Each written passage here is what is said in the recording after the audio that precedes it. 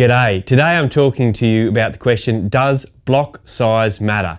Well, specifically when you come to build a house and land package, you get a choice of different blocks most of the time in the same suburb. And you can range from anything from, say, under 200 square metres right up to maybe 800 square metres depending on the suburb.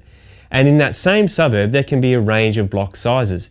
And of course, the costs that associate with that. The smaller blocks are somewhat cheaper than the larger blocks that are massive, or traditional blocks as sometimes they're called. Now, the question is, should you get the small block or the big block? And what does that mean for the long-term capital growth of the property? Well, you'll hear things like, the value's always in the land, so you should always get the big block. And that is true to a certain extent. However, there's a caveat on that. And the caveat is that if you get a bigger block in a new suburb and there's covenants in that suburb, the chances are there's certain requirements that you need to meet when you do your construction.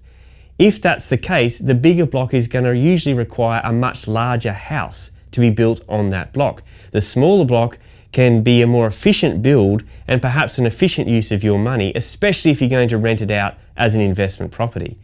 So unless you specifically want to live in the house as an owner-occupied and you want to do the veggie garden and the pool and all that sort of stuff, then going the bigger block is definitely going to be more expensive. Now, the flip side is, down the track, does that mean you make more money?